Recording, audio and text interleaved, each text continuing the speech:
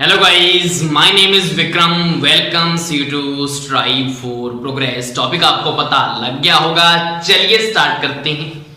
तो यहाँ पे जो तीन इक्वेशंस हमने प्रूव करनी है बाय कैलकुलस मेथड, कौन कौन सी तीन इक्वेशन है? फर्स्ट आपने 9th में पढ़ी हुई है जो v is equal to u plus a t होता है। Second is s is equal to u t plus half a t square, और third is v square is equal to u square plus 2as। ये तीन equations हैं जिनको हम calculus method से proof करेंगे। चलो डेरिवेशन देखते हैं इसकी क्या है। देखो, सबसे पहले आपको पता है जो एक्सेलरेशन है a इज इक्वल टू क्या होता है। अगर हम इसको डेरिवेटिव फॉर्म में लिखें तो हम क्या लिख सकते हैं, a is equal to dv upon dt लिख सकते हैं। इंस्टेंटेनियस वेलोसिटी के लिए हम क्या लिखेंगे, इसको dv अपॉन dt, आपने पढ़ा हुआ है। अब हमने क्या करना है, इसको इधर मल्टीप्लाई करना है। तो यहां पे क्या आएगा, a इंटू में dt इज इक्वल टू क्या रह गया, dv। अब आपने क्या करना है, यहां पे ये डेरिवेटिव है, अब इसका क्या कर देंगे, हम इंटीग्रेशन कर देंगे। तो इंटीग्रेट करने से क्या होगा, दोनों साइड हमने क्या लगा देना है, ये इंटीग्रेशन वाला साइन लगा देना है। अब आपको पता है यहां पे a क्या है, a हमारा क्या है, एक्सेलरेशन है, जो कि यूनिफॉर्म एक्सेलरेशन आपकी बुक में दिया हुआ है। उसके लिए हमने ये चीज क्या करनी है, प्रूफ करनी है। तो हमारा एक्सेलरेशन क्या है, एक प्रकार का यूनिफॉर्म। यूनिफॉर्म का मतलब क्या है, वो कांस्टेंट है हर जगह। अगर वो चीज कांस्टेंट है तो उसको हम क्या कर सकते हैं, इंटीग्रेशन के बाहर निकाल सकते हैं। तो यहाँ पे a को हमने बाहर निकाल दिया, और इंटीग्रेशन किसका करना है, dt का। और यहाँ पे क्या है, dv का इंटीग्रेशन तो है ही। अब हमने क्या है, लिमिट चूज करनी होती है कि कहां से कहां तक हमने क्या करना है, इंटीग्रेशन करना है। तो यहाँ पे क्या है, dt है। अब देखो टाइम कहां से स्टार्ट होता है, 0 सेकंड से स्टार्ट करते हैं टाइम को। तो यहां पे लोअर लिमिट क्या होगी, यहां पे 0, और अपर लिमिट टाइम अब हमारा फिक्स तो है नहीं, क्योंकि हमने वेरिएबल फॉर्म में निकालनी होती है इक्वेशंस। तो हम कोई कांस्टेंट नहीं मान सकते कि 5 सेकंड तक निकालो, 10 सेकंड तक, वो तो न्यूमेरिकल्स में हम पुट करते होते हैं। तो हमने टाइम क्या लिखना है कि 0 से लेकर t टाइम तक। क्लियर। अब dv का भी हमने क्या करना है, इंटीग्रेशन करना है। v हमारी क्या होती है, वेलोसिटी। तो वेलोसिटी पहले वाली कौन सी होती है, इनिशियल वेलोसिटी, जिसको हम किससे रिप्रेजेंट करते हैं, u से। तो लोअर लिमिट क्या हो चुकी है, u। और दूसरी फाइनल वेलोसिटी को किससे लिखते हैं, v से लिखते हैं। तो v तक का इंटीग्रेशन। अब आपको पता है, जैसे आप मैथ में क्या करते हैं, जैसे यहां पे dx है, इसका इंटीग्रेशन क्या होता है, आपको पता होगा। अगर dx लिखा हुआ है तो इसका इंटीग्रेशन क्या होगा, x होगा। और उसके बाद इसकी हमने क्या करनी होती है, लिमिट पुट करनी होती है। आपको इंटीग्रेशन ये वाला भी याद होगा, x की पावर n dx का इंटीग्रेशन क्या होता है, x की पावर n प्लस 1 अपॉन में n प्लस 1। ये इंटीग्रेशन होता है इसका। इसके बाद अगर लिमिट दी होती है तो लिमिट पुट करती है। तो ये चीज आपने मैथ में पढ़ी हुई है। तो अगर dx का x है तो dt का इंटीग्रेशन क्या होगा, t होगा या नहीं होगा, बिल्कुल।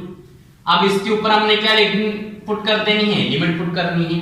अब यहां पे dv का इंटीग्रेशन भी क्या होगा, v होगा, और लिमिट क्या रखनी है, u और v।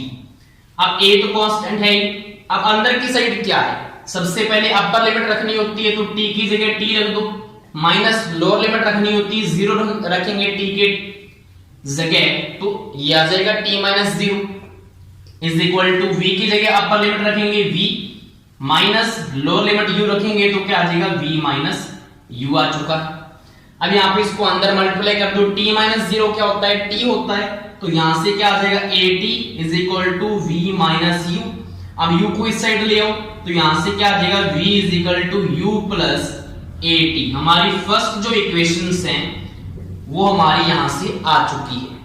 क्लियर। हमने स्टार्ट कहां से किया, a जो है उसको हम dv अपॉन dt की फॉर्म में लिख सकते हैं। उसके बाद इसका इंटीग्रेशन करना है, लिमिट पुट करनी है, और हमारा आंसर आ जाएगा। अब हमने सेकंड इक्वेशन प्रूफ करनी है। मुझे बताओ सेकेंड इक्वेशन में आपको क्या दिख रहा है, एस दिख रहा है, और यहां पे क्या दिख रही है, वेलोसिटी दिख रही है। तो हम कहां से स्टार्ट कर ले इसको, हम इसको स्टार्ट कर लेते हैं कहां से, v से। एक्सेलरेशन वाले से तो हमने ये प्रूफ कर दी फर्स्ट इक्वेशन। अब दूसरी जो इक्वेशन है आप v से स्टार्ट कर लो। v को हम क्या लिख सकते हैं, s की फॉर्म में, आपको वहां से पता लग गया कि s की फॉर्म में लिखना है। v इज इक्वल टू क्या होता है, डिस्प्लेसमेंट अपॉन टाइम। तो यहां पे v इज इक्वल टू क्या आ जाएगा, ds अपॉन dt आ जाएगा या नहीं आएगा, बिल्कुल आएगा। अब इसको वैसे ही मल्टीप्लाई कर दो, v इंटू में dt इज इक्वल टू क्या आ चुका है, ds आ चुका है। क्लियर। अब देखो हमने क्या करना होता है, उसके बाद इंटीग्रेशन लगाना होता है। अब मुझे बताओ क्या v कांस्टेंट है, v तो कांस्टेंट नहीं दिया हुआ, एक्सेलरेशन हमारा कांस्टेंट था उसने बोला है, तो v कांस्टेंट नहीं है, तो v की हमने वैल्यू पुट करनी है कहां से, फर्स्ट इक्वेशन से। तो फर्स्ट इक्वेशन से v की वैल्यू यहां पे हम पुट करेंगे, तो यहां से क्या आ जाएगा, अगर v की वैल्यू पुट करें, क्या है u प्लस at, ये किसकी वैल्यू है, v की है, और इनटू में क्या है, dt इज इक्वल टू, यहां पे इंटीग्रेशन किसका है, ds का। क्लियर। अब आपने क्या करना है, इंटीग्रेट कर देना है। अब देखो u और बाहर dt है, तो u इंटू में dt है, तो हम क्या करेंगे, देखो t के अकॉर्डिंग इंटीग्रेशन होगा, तो यहां पे क्या आ जाएगा, u इंटू में t आ जाएगा या नहीं आएगा। जैसे dt का इंटीग्रेशन क्या था, t था, तो यहाँ पे u के साथ में इंटू में dt है, तो साथ में t का तो कोई टर्म ही नहीं है ना, तो क्या आएगा, t आएगा। अब मुझे बताओ लिमिट क्या होगी, अगर dt का इंटीग्रेशन कर रहे हैं तो लिमिट तो 0 से t होगी ना यहाँ पे। और डिस्प्लेसमेंट, कोई गाड़ी यहाँ पे रुकी हुई है, उसके बाद उसने चलना स्टार्ट कर दिया, ठीक है, तो स्टार्टिंग वाली डिस्प्लेसमेंट तो 0 होगी, और उसके बाद वो कितना चल गई होगी, s डिस्प्लेसमेंट, तो 0 से s कर देना। अब ut समझ में आ गया। अब इसके ऊपर क्या पुट कर सकते हैं, 0 से t प्लस, अभी तक इस वाले टर्म का भी करना है ना हमने। अब at इंटू में dt है, अब आपने सिंपली क्या करना है, देखो a क्या था, एक्सेलरेशन कांस्टेंट था, a को बाहर निकाल दो, अंदर क्या बचा, t इंटू में dt, ये चीज बची या नहीं बची, ये वाली प्लस में, u इंटू में dt का तो हमने ये कर दिया। अब t इंटू में dt बचा है, तो मैंने जैसे आपको बताया था कि x की पावर n dx का क्या होता है, x की पावर n प्लस 1 अपॉन में n प्लस 1 होता है, आपने पढ़ा हुआ है मैथ में। वैसे ही हमने इस टर्म का करना है, t है, t की पावर 1 है, तो 1 प्लस 1 2 हो जाएगा, तो यहां से क्या आ जाएगा, t स्क्वायर अपॉन 2। ये इसका क्या हो गया, इंटीग्रेशन हो गया 0 से t, और बाहर क्या पड़ा है, ये पड़ा है, तो यहां से मैं इस टर्म को यहां पे लिख सकता हूं, a t स्क्वायर अपॉन 2, और ऊपर लिमिट क्या है, 0 से t है। तो ये आपको समझाने के लिए था, अलग से मैं टर्म निकाल दी, तो यहाँ पे प्लस में ऐसे लिख सकते हैं। अगर आपको डायरेक्ट आता है तो सीधा आप डायरेक्ट इसको लिख सकते हैं, ठीक है, अगर आपको इंटीग्रेशन अच्छे से आता है। अब ds का इंटीग्रेशन क्या होगा, s होगा, और उसके ऊपर लिमिट क्या होगी, 0 से s होगी, बिल्कुल। अब आगे देखो क्या करना है, अपर लिमिट रखनी है माइनस लोअर लिमिट रखनी है। अब u तो क्या है, बाहर ही है, अंदर t माइनस 0 करेंगे तो t आ जाएगा, तो यहां से ut रह गया। अब यहां पे देखो a तो बाहर कांस्टेंट है, अब t स्क्वायर की जगह पहले तो t रखेंगे, उसके बाद 0 रखेंगे। मुझे बताओ 0 से क्या फर्क पड़ेगा, माइनस में 0 पड़ा है, तो मतलब आपने अपर लिमिट पुट कर देनी है बस सिंपली। तो यहां से क्या आ जाएगा, a t स्क्वायर अपॉन में 2, ये बचेगा या नहीं बचेगा, बिल्कुल। और इस साइड क्या आएगा, s माइनस 0 मतलब s ही बचेगा। तो यहां से क्या बन चुकी है equation, s is equal to ut plus, इसको हम हाफ लिख सकते हैं, और साथ में at स्क्वायर बाय 2 को हाफ at स्क्वायर लिख सकते हैं ना। तो ये सेकंड इक्वेशन हमारी यहां से क्या हो जाएगी, प्रूफ हो जाएगी। फर्स्ट हमने क्या किया, एक्सेलरेशन को लेके चले, वेलोसिटी के टर्म में रखा, वेलोसिटी अपॉन टाइम होता है dv अपॉन dt। फिर दूसरी इक्वेशन कैसे आई, v is equal to ds upon dt लेके चले। अब तीसरी इक्वेशन क्या है, v square is equal to u square plus 2as। अब इसको कैसे निकालना है, इसके लिए मैं आपको बताता हूं कि हम एक्सेलरेशन को एक तरीके से और लिख सकते हैं। वो तरीका क्या है, देखो वहां से इजीली हमारा थर्ड इक्वेशन आ जाएगा। देखो एक्सेलरेशन क्या है हमारे पास, dv अपॉन dt। क्लियर। अब आपको पता है यहां पे v है, u है और s भी है, एस हम कहां से लेके आए, हम क्या करते हैं इसको ds से मल्टीप्लाई कर दें अगर और ds से डिवाइड कर दें तो कोई फर्क पड़ेगा? कोई फर्क नहीं पड़ने वाला। लेकिन ये हमारे काम का है। काम का कैसे हो गया? Acceleration is equal to dv, इस ds को हटा के मैंने यहां पे लिख दिया और जो dt है उसको इस ds के नीचे लिख दिया। कोई फर्क पड़ा?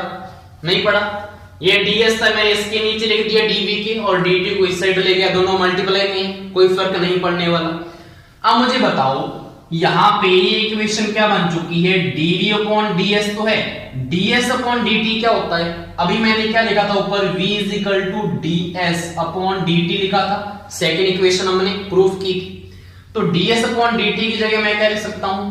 v लिख सकता हूं। तो यहां से क्या आ गया? a is equal to v dv upon ds। Most important ये टर्म है, ये आपको याद भी रखनी है और साथ में आपको निकालनी मैंने बता दी कैसे आती है। अब देखो इसको हमने क्या करना है? सॉल्व करना है और हमारी थर्ड इक्वेशन आ जाएगी। ds को इस साइड मल्टीप्लाई कर लो, a इंटू में ds is equal to v into में dv। वैसे हमने क्या करना है? इंटीग्रेशन लगाना है। a तो कांस्टेंट है, s का करेंगे 0 से लेकर s तक और यहां पे क्या है? v है।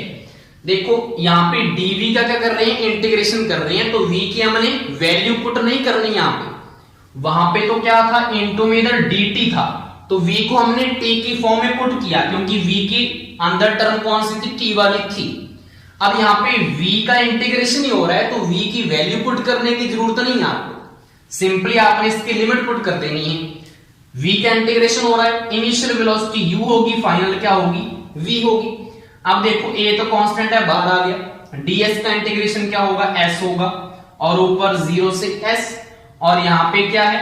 v का इंटीग्रेशन क्या होगा? v square upon 2। अब मैं डायरेक्ट कर रहा हूं, आपको समझ में आ गया होगा। और u और v ये हमने लिमिट लगा दी। अब देखो a इंटू में s माइनस 0 करेंगे तो a s आ जाएगा और is equal to v square by 2। पहले तो v पुट किया हमने, उसके बाद u पुट करेंगे लोअर लिमिट, तो यहाँ पे क्या आएगा? u स्क्वायर अपॉन t आ जाएगा। देखो पहले अपर लिमिट पुट की v स्क्वायर अपॉन t, फिर u v की जगह पुट किया u स्क्वायर अपॉन 2 आ गया। अब यहां से क्या आ जाएगा? as इज इक्वल टू, देखो 1/2 जो है यहां से कॉमन निकाल लो और इधर क्या बचा? v square minus u square, ये चीज बची हुई है। इस 2 को इधर ले आओ तो यहां से क्या आ गया? 2as is equal to v square minus u square. और आपको थर्ड इक्वेशन बनती हुई दिख रही है, यहां से क्या आ जाएगा? v square is equal to u square plus 2as। कैसे आ जाएगा? u स्क्वायर को आप लेफ्ट साइड में ले आओ तो यहाँ पे आपकी थर्ड इक्वेशन जो है वो भी यहां से प्रूफ हो जाती है। तो ये है कैलकुलस जो है मेथड से आपने जो तीनों इक्वेशंस प्रूफ करनी होती हैं। डेरिवेशन इसकी पेपर में आ जाती है, 3 से 4 नंबर में पूछी जाती है आपसे। तो ये डेरिवेशन आपने करनी है। स्टार्टिंग क्या थी? एक्सेलरेशन को लेके चलेंगे dv by dt से, फर्स्ट इक्वेशन आ जाएगी। फिर v is equal to ds by dt से सेकेंड इक्वेशन आ जाएगी। फिर हमारी जो थर्ड इक्वेशन है वो इस वाले जो है एक्सप्रेशन से आएगी। और ये कैसे निकालना है मैंने वो बता दिया कि ऐसे इस तरीके से ये चीज आएगी। क्लियर हो गया? तो ये था हमारा डेरिवेशन। होप सो आपको समझ में आ गया होगा। Thank you.